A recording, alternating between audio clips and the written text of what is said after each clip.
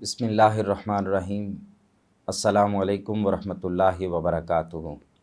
ناظرین اکرام، حق نیوز کی خصوصی نشریات جمال رمضان کے ساتھ آپ کی خدمت میں ایک بار پھر حاضر ہیں۔ ناظرین اکرام، آج کے پروگرام کا موضوع ہے ذکر الہی۔ اللہ رب العزت قرآن کریم فرقان حمید میں متعدد جگہ اپنے ذکر کی ترغیب فرماتے ہیں، اور وہ ایک جگہ فرمایا فَاذْكُرُونِي أَذْكُرْكُمْ وَاشْكُرُوا لِي وَلَا تَكْفُرُونَ، کہ تم مجھے یاد کرو، میرا ذکر کرو تو میں تمہارا ذکر کروں گا۔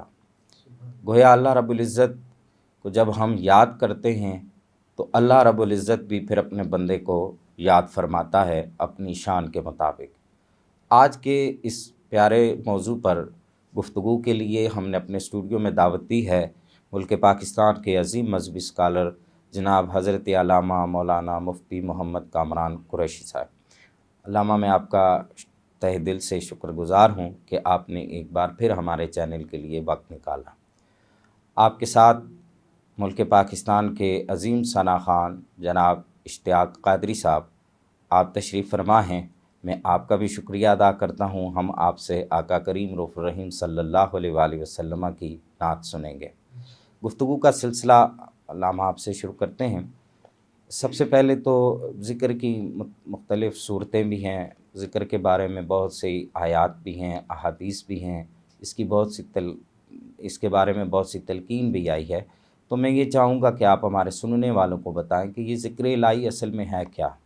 یاد رکھیں کہ آج کے اس دور میں ہر بندہ سکون کی تلاش میں ہے۔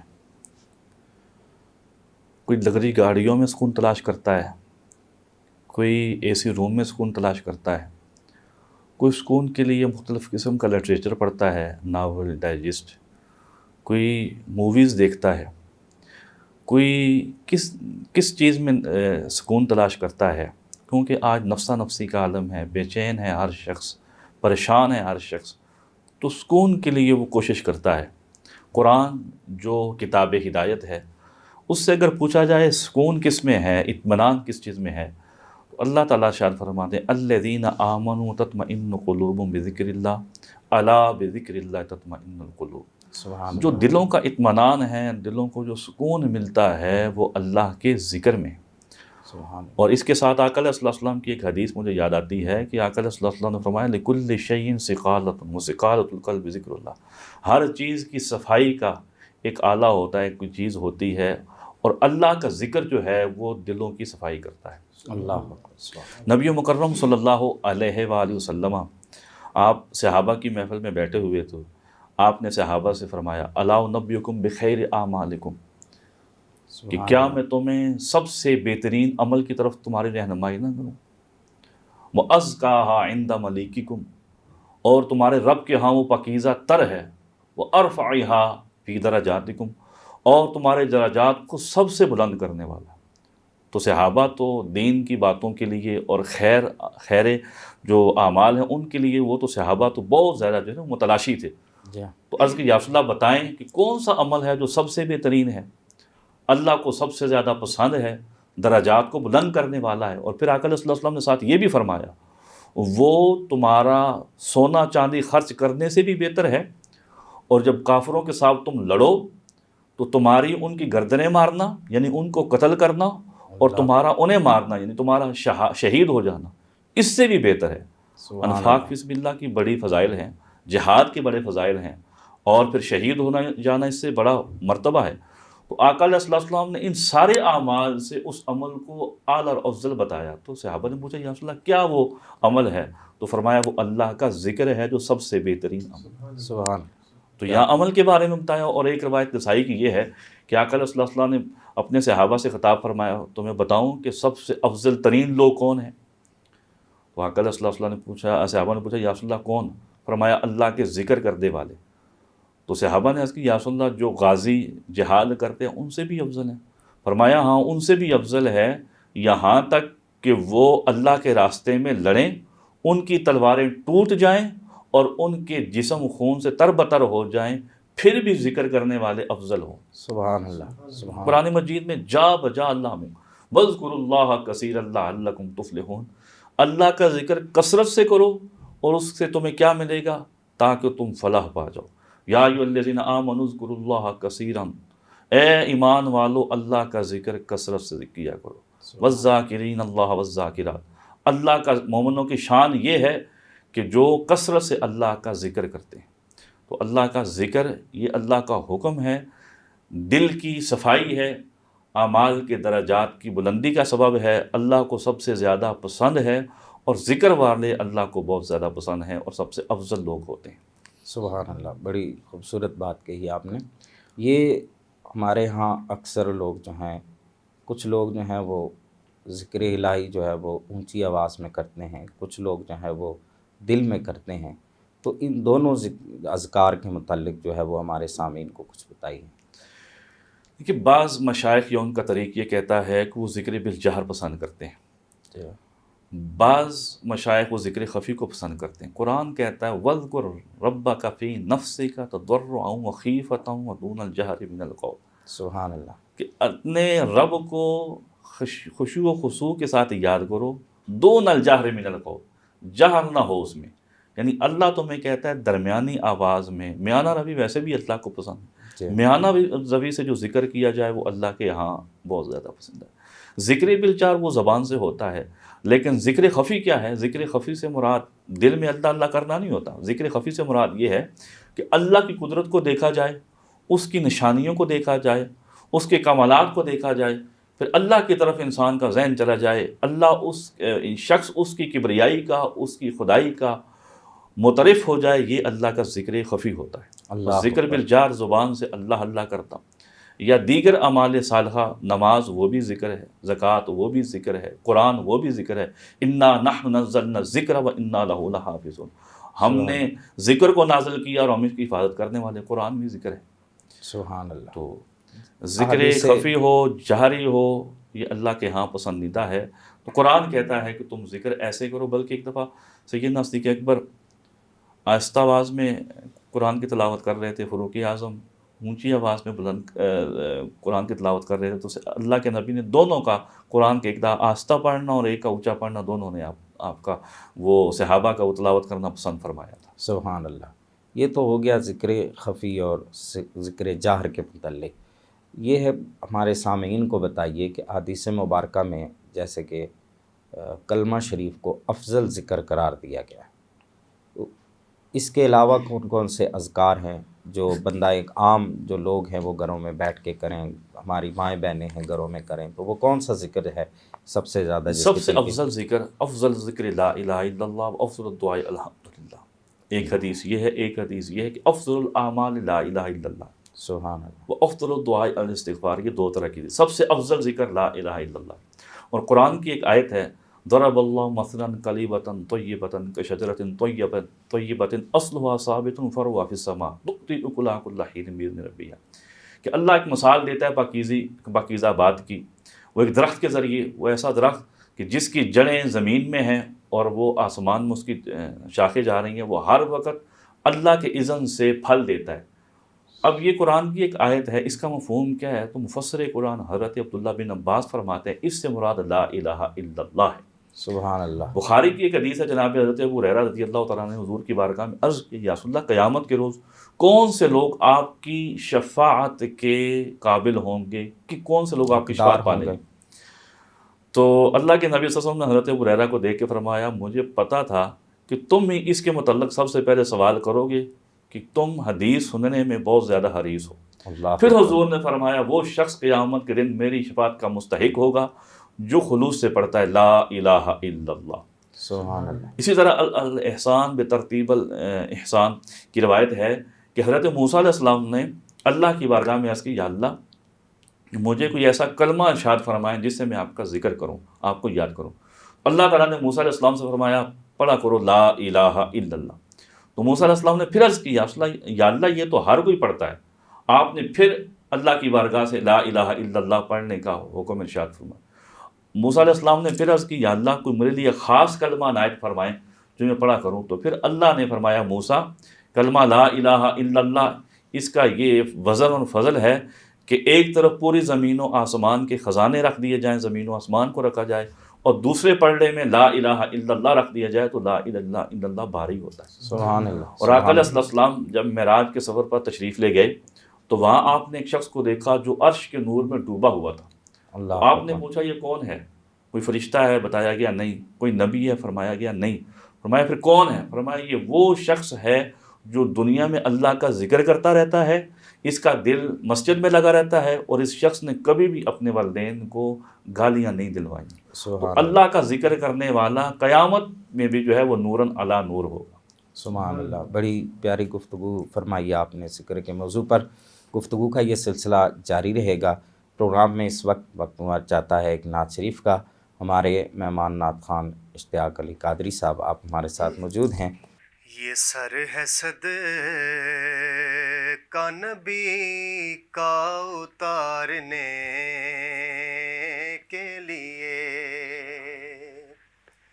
یہ سر ہے صد کا نبی کا اتارنے کے لیے، اور یہ زندگی ہے محمد پہ وارنے کے لیے، یہ زندگی ہے محمد پہ وارنے کے لیے۔ اور علامہ صاحب جب بندہ حضور کے عشق میں اپنی زندگی گزارتا ہے تو پھر اس کے ساتھ ہوتا کیا ہے؟ حیات عشق میں ایسے گزاریے ان کے، حیات عشق میں ایسے گزاریے ان کے، وہ خود ہی آئے لحد میں اتارنے کے لیے، وہ خود ہی آئے لحد میں اتارنے کے لیے، یہ سر ہے صد کا نبی کا اتارنے کے لیے۔ اور میں اس یقین سے ان پر درود پڑھتا ہوں، میں اس یقین سے ان پر درود پڑھتا ہوں، سہارا دے گا یہ پل سے گزارنے کے لیے، سہارا دے گا یہ پل سے گزارنے کے لیے، یہ سر ہے صد کا نبی کا اتارنے کے لیے۔ اور بڑا ہی خوبصورت شعر ہے، یہ دل ہے یاد نبی سے بسانے کے لیے، یہ دل ہے یاد نبی سے سنوارنے کے لیے، یہ دل ہے یاد نبی سے سنوارنے کے لیے، اور زباں ہے ہر گھڑی ان کو پکارنے کے لیے، زباں ہے ہر گھڑی ان کو پکارنے کے لیے، یہ سر ہے صد کا نبی کا اتارنے کے لیے۔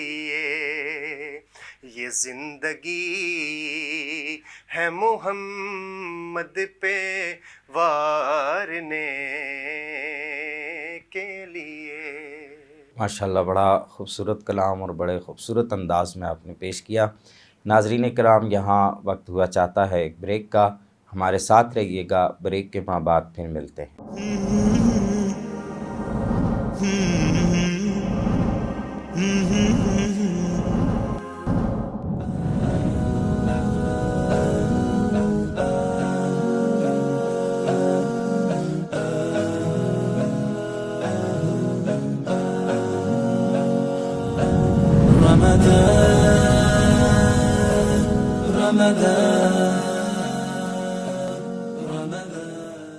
ناظرین کرام پروگرام میں ایک بار پھر آپ کو خوش آمدید کہتے ہیں. بریک پر جانے سے پہلے بڑی خوبصورت گفتگو فرمائی آپ نے ذکر کے موضوع پر. علامہ یہ بتائیے کہ ذکر جس طرح کے بعض لوگ نماز کے بعد ذکر کرتے ہیں، مختلف اوقات میں ذکر کرتے ہیں، تو یہ بتائیے کہ کیا شریعت کے طرف سے کوئی پابندی بھی ہے ذکر کرنے کی یا کوئی اس کے لیے وقت خاص نہیں ہے؟ پہلے تو میں آپ کی پچھلی بریک سے پہلے آپ نے ایک سوال پوچھا تھا ذکر کے حوالے سے، ذکر کلمات کون سا افضل ہے. پہلے تو میں بتا چکا کہ لا الہ الا اللہ یہ سب سے افضل ہے. ایک بہت پیاری روایت میرے ذہن میں آ رہی ہے، ترمذی شریف کی روایت ہے. حضرت ام المؤمنین حضرت جویریہ رضی اللہ تعالیٰ عنہ آپ فجر کی نماز کے لیے جہاں نماز پہ بیٹھی تھی تو آقا علیہ السلام فجر کی نماز کے لیے مسجد کو نکلے. سبحان اللہ. آپ نے فجر کی نماز مسجد میں ادا کی، اس کے بعد پھر آپ نے چاشت کی نماز پڑھی، تو پھر جب گھر لوٹے تو ام المومنین مصلی پہ بیٹھی ہوئی تھی. تو آپ نے ان سے پوچھا کہ تم ابھی تک ادھر ہی بیٹھی ہو؟ آپ نے فرمایا وہاں میں مصلی پہ بیٹھی ہوں. تو کہا تم وہ تسبیحات ان کا ورد کر رہی ہو؟ کہا یا رسول اللہ میں وہی پڑھ رہی ہوں. آقا علیہ السلام نے فرمایا میں تمہیں ایسے 4 کلمات بتاتا ہوں، اگر وہ 3 دفعہ پڑھ لو تو 3 دفعہ پڑھنے تمہاری فجر سے لے کے ابھی تک کے اوقات جتنا تم نے پڑھا ہے ان سے ان 4 کلمات کا وزن بہت زیادہ ہے. اللہ اکبر. اور مجھے یاد پڑتا ہے کہ جب ہم دورہ حدیث پڑھ رہے تھے تو ہمارے شیخ الحدیث جو تھے عبدالرزاق صاحب، انہوں نے ہمیں فرمایا تھا بیٹا یہ جو کلمات آپ پڑھا کرو. وہ کلمات کیا ہیں؟ کلمات یہ ہیں سبحان اللہ و بحمدہ عدد خلقہ و زینت عرشہ رضا نفسہ مداد کلماتہ. اور ایک روایت میں یہ سبحان اللہ عدد خلقہ، سبحان اللہ زینت عرشہ، سبحان اللہ رضا نفسہ، سبحان اللہ مداد کلماتہ. یعنی اللہ کی حمد و پاکی اتنی کتنی اس کی رضا کے مطابق. سبحان اللہ. و زینت عرشہ اس کی حمد و پاکی اس کے عرش کے وزن کے مطابق. اس کی حمد و پاکی کتنی، جتنے کلمات ہیں، جتنے حروف ہیں، اس کی حمد و پاکی کتنی کہ جتنا وہ چاہتا ہے، جتنی اس کی جو ہے وہ عرش کی اوزان ہے. تو یہ جو کلمات ہیں بہت زیادہ. اس کے علاوہ بخاری کی ایک حدیث ہے کہ آقا صلی اللہ علیہ وسلم نے فرمایا 2 جو کلمے ہیں وہ اللہ کو بہت پسند ہیں، میزان پہ بہت باری ہیں اور زبان پہ بہت ہلکے ہیں. ان کی بڑی فضیلت آئی ہے کہ 2 کلمے اللہ کو پسند ہیں، زبان پہ بہت وہ جو ہیں وہ ہلکے ہیں اور اللہ کو بڑے پسند ہیں. کیا؟ سبحان اللہ و بحمدہ سبحان اللہ العظیم. سبحان اللہ. پھر ایک جگہ آقا صلی اللہ علیہ وسلم نے فرمایا کیا میں تمہیں جنت کا خزانہ نہ بتاؤں؟ صحابہ نے پوچھا یا رسول اللہ کیا؟ فرمایا لا حول ولا قوت الا باللہ. سبحان اللہ. اور ایک روایت میں یہ ہے کہ آقا صلی اللہ علیہ وسلم نے کے پاس جبریل حاضر ہوئے، عرض کی یا رسول اللہ جنت کا پانی میٹھا ہے اور اس کی جو مٹی ہے وہ پاکیزہ ہے اور زمین چٹیل ہے اور وہاں درخت لگتا ہے کھجور کا کیسے؟ سبحان اللہ و بحمدہ پڑھنے سے. تو یہ کلمات ہیں جو مختلف انسان اپنے وظائف میں یا ان سے ذکر کر سکتا ہے جو اللہ کے ہاں بہت زیادہ پسندیدہ ہیں. ماشاءاللہ. اس کے بعد آپ نے کہا نماز کے بعد بعض اوقات ذکر کیا جاتا ہے. نماز بھی ذکر ہے. ومن اعرض عن ذکری فان له معیشۃ ضنکا. قرآن کہتا ہے جو میرے ذکر سے پھر گیا میں اس کی معیشت کو تنگ کر دیتا ہوں. تو یہاں جو ذکر ہے اس سے مراد مفسرین کرام نے نماز لیا ہے. اس طرح فسعوا الی ذکر اللہ جمعے کے متعلق جو ارشاد ہے یہاں فسعوا الی ذکر اللہ، اللہ کے ذکر کی طرف کوشش کرو، جلدی کرو. یہاں بھی ذکر سے مراد نماز. نماز بھی ذکر ہے لیکن قرآن مجید میں اللہ تعالیٰ ایک جگہ فرماتے ہیں فَإِذَا قَضَيْتُمُ الصَّلَاةَ فَاذْكُرُوا اللَّهَ. جب تم نماز پڑھ چکو تو پھر اللہ کا ذکر کیا کرو. سبحان اللہ. اور اس آیت کی ڈیٹیل یا اس کی تائید میں ایک حدیث بخاری کی یہ ہے کہ جناب حضرت عبداللہ بن عباس فرماتے ہیں کہ میرا بچپنے کا عالم تھا، میں مسجد کی طرف جماعت کے ساتھ نماز پڑھنے کے لیے گیا، جب مسجد کے قریب پہنچا تو مجھے ذکر کی آواز آئی، لا الہ الا اللہ، تو میں یہ جان لیا میں نے کہ اب نماز جو ہے وہ ہو چکی ہے۔ تو اس سے پتہ چلتا ہے کہ جو نماز کے بعد ذکر کا حکم ہے یہ صحابہ کے دور میں بھی ہوا کرتا تھا، اور لوگ نماز کے بعد پڑھا کرتے تھے لا الہ الا اللہ۔ یعنی اس کا بلند آواز میں ورد ہاں یہ جو ہے وہ صحابہ کبار رضوان اللہ علیہ اجمعین کے دور میں جی بھی تھا۔ یہ تو بڑی خوبصورت بات آپ نے بتائی۔ میں چاہوں گا کہ یہ جو ذکر ہے اس کے کرنے کی جو فضیلتیں بیان ہوئی ہیں اور پھر جو انعامات بیان ہوئے ہیں ذکر کرنے والوں کے لیے، ان پہ کچھ روشنی ڈالیں۔ یہ ایک مسلم شریف کی روایت ہے، اللہ کے نبی صلی اللہ علیہ وآلہ وسلم نے فرمایا لا یقعد قوم یذکرون اللہ الا سبحان خفتہم الملائکۃ وغشیتہم الرحمۃ ونزلت علیہم السکینہ۔ جب کوئی قوم اللہ کا ذکر کرنے کے لیے بیٹھتی ہے تو ان کو اللہ کے رحمت کے فرشتے ڈانپ لیتے ہیں، سبحان اللہ۔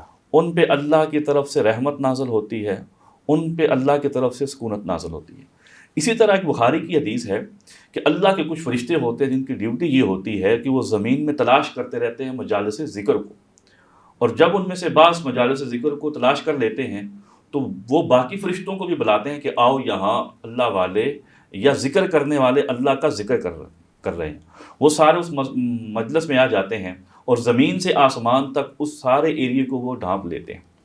جب وہ ذکر سن کے واپس اللہ کی بارگاہ میں جاتے ہیں تو اللہ سب کچھ جانتا ہوتا ہے، لیکن پھر بھی اللہ پوچھتا ہے کہ میرے بندے کیا کر رہے تھے؟ سبحان اللہ۔ تو وہ عرض کرتے ہیں یا اللہ وہ تیرے بندے تیرا ذکر کر رہے تھے، تیری تسبیح، تیری تمہید، تیری حمد بیان کر رہے تھے۔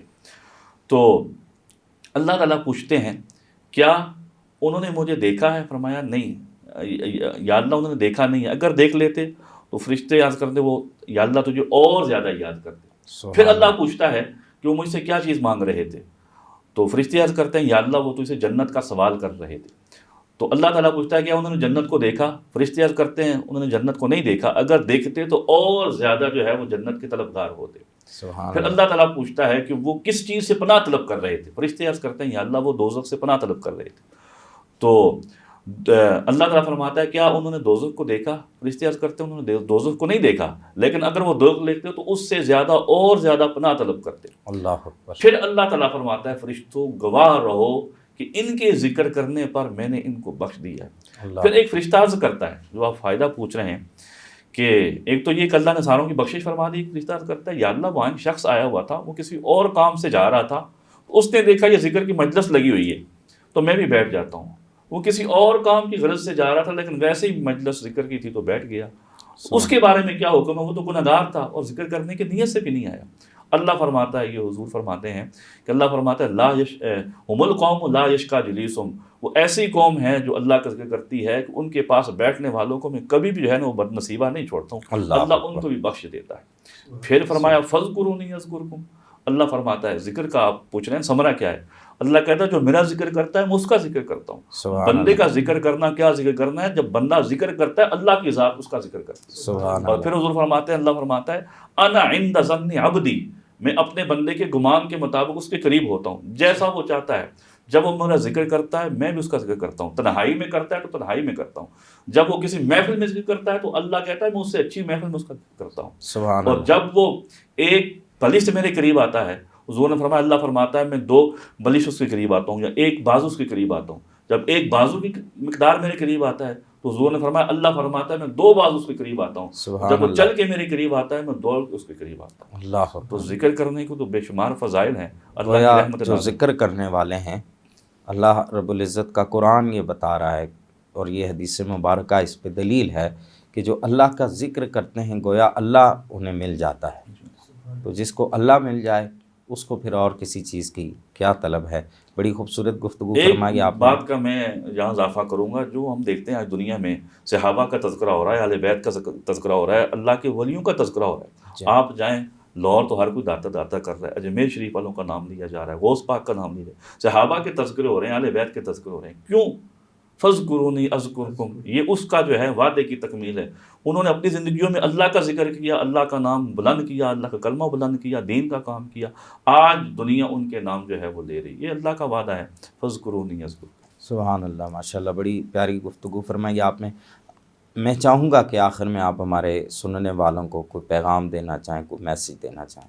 دیکھیے، دنیا میں رہتے ہوئے انسان سے گناہ ہوتے رہتے ہیں، غلطیاں ہوتی رہتی ہیں، انسان بتقاضۂ بشریت غلطی کا پتلا ہے۔ جب انسان غلطی گناہ کرتا ہے تو حضور نے فرمایا انسان کے دل پہ ایک کالا نقطہ پڑ جاتا ہے، تو اگر وہ گناہ کرتا رہے تو وہ سیاہ نقطہ اس میں اضافہ ہوتا رہتا ہے، یہاں تک کہ اس کا سارا دل سیاہ ہو جاتا ہے۔ اب اس دل کی صفائی کرنی ہے، کیونکہ دل جو ہے یہ تقوی کا محور ہے، نیکی کی جگہ ہے، اور اگر دل سدھر گیا تو انسان کا پورا جسم سدھر جاتا ہے۔ اب اس چیز کو، دل کو ہم نے صاف کیسے کرنا؟ حضور نے فرمایا لِكُلِّ شَيْءٍ سِقَالَةٌ وَسِقَالَةُ الْقَلْبِ ذِكْرُ اللّہ، ہر چیز کی صفائی کا ایک آلہ ہوتا ہے، اور دل کیسے صاف ہوتا ہے؟ فرمایا جب بندہ اللہ اللہ کرتا ہے، اللہ کا ذکر کرتا ہے، تو یہ دل کی ساری میل کچیل صاف ہو جاتی ہے۔ اور دنیا کے نفس نفسی کے عالم میں جب ہر شخص پریشان ہے، ٹینشن کا شکار ہے، اللہ کا ذکر بھی ہے، اللہ کا ذکر ہی ہے، الا بذکر اللہ تطمئن القلوب، جو دلوں کو اطمینان دیتا ہے۔ سبحان اللہ، بڑا پیارا میسیج آپ نے دیا۔ ناظرین کرام، پروگرام کے آخر میں ہر روز کی طرح آج بھی ہم اپنے مہمان نعت خان سے آقا کریم رؤوف الرحیم صلی اللہ علیہ وآلہ وسلم کی مدح سرائی سنیں گے۔ تو میں آپ سے گزارش کرتا ہوں اشتیاق علی قادری صاحب، آپ برگاہ رسالت مآب صلی اللہ علیہ وسلم میں اپنی حاضری پیش فرمائیں۔ رکھ لیں وہ جو در پر مجھے دربان وغیرہ، رکھ لیں وہ جو در پر مجھے دربان وغیرہ، رکھ لیں وہ جو در پر مجھے جو دربان وغیرہ، پھر کیا ہے میرے سامنے سلطان وغیرہ، پھر کیا ہے میرے سامنے سلطان وغیرہ، رکھ لیں وہ جو در پر خیرات ملی ہو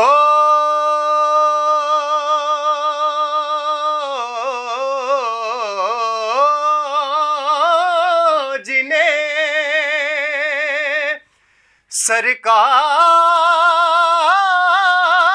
سرکار کے در سے خیرات ملی ہو، جنہیں سرکار کے در سے،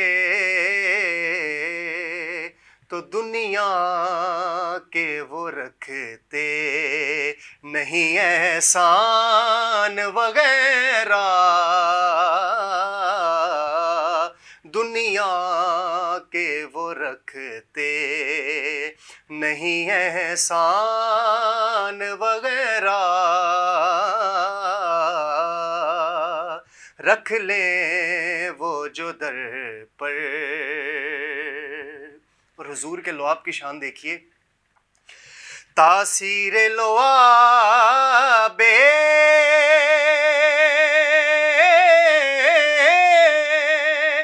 دہن پاک ہے ایسی، تاثیر لعاب دہن پاک ہے ایسی،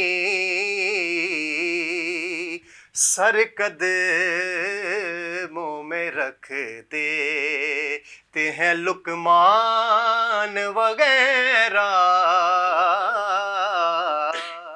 سر قدموں میں رکھ دیتے ہیں لقمان وغیرہ، رکھ لیں وہ جو در پر. اور مقطع ہے، آئیں تو صحیح آپ کے منگتے کے مقابل، آئیں تو صحیح آپ کے منگتے کے مقابل، جتنے بھی زمانے کے ہیں سلطان وغیرہ، جتنے بھی زمانے کے ہیں سلطان وغیرہ، رکھ لیں وہ جو در پر مجھے دربان وغیرہ، پھر کیا ہے میرے سامنے سلطان وغیرہ.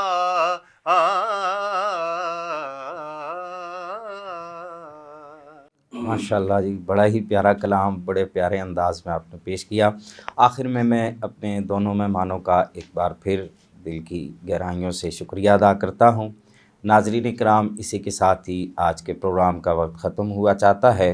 ہر روز کی طرح آج بھی یہی پیغام ہے کہ جہاں دنیا میں انسان کو ہزاروں ٹینشنیں لگی ہوتی ہیں، مصائب و پریشانیوں میں گرا انسان ہے، تو ایسے میں اگر وہ سکون چاہتا ہے تو وہ اللہ کی طرف رجوع کر لے اور اللہ کا ذکر جو ہے وہ اس سے اپنی زبان کو تر کر لے، تو اس کی یہ پریشانیاں، اس کے یہ مصائب جو ہیں، اس سے اس کو سکون اور چین مل جائے گا.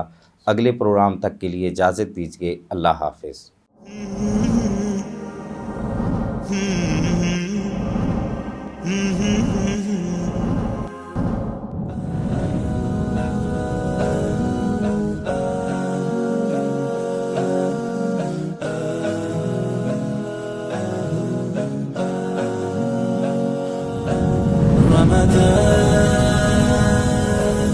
Ramadan